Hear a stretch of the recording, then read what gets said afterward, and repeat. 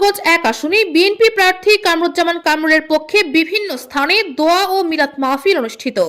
সুনামগঞ্জ জেলার ধর্মপাশা ও তাহিরপুর উপজেলায় সাবেক 3 বারের প্রধানমন্ত্রী গণতন্ত্রের মাতা বেগম খালেদা জিয়ার রুহের মাগফিরাত কামনায় পৃথক দোয়া ও মিলাদ মাহফিল অনুষ্ঠিত হয়েছে।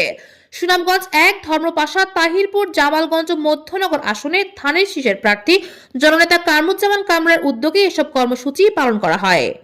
ধর্মপাশা উপজেলার 4 নং জয়শ্রী ইউনিয়ন বিএনপির উদ্যোগে জয়শ্রী উচ্চ বিদ্যালয় প্রাঙ্গণে এক দোয়া ও মিলাদ মাহফিলের আয়োজন করা হয়। অনুষ্ঠানে উপজেলা ও স্থানীয় বিএনপি এবং অঙ্গ সংগঠনের বিপুল সংখ্যক নেতাকর্মী উপস্থিত ছিলেন।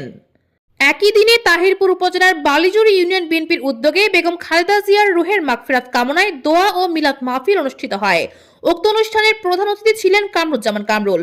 বিশেষ অতিথি ছিলেন মেহেদী হাসান উজ্জ্বল, যুগ্ম আহ্বায়ক তাহিরপুর উপজেলা বিএনপি, সাখাওয়াত হোসেন সভাপতি বালিজুড়ি ইউনিয়ন বিএনপি, সাইদুল কিবরিয়া আহ্বায়ক তাহিরপুর সদর ইউনিয়ন বিএনপি।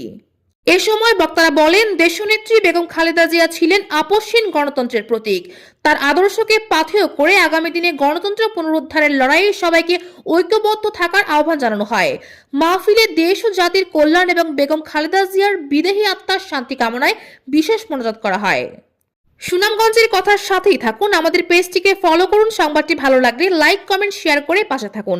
এতক্ষণ আমাদের সঙ্গে থাকার জন্য ধন্যবাদ। শাহরিন শান্তা, সুনামগঞ্জের কথা।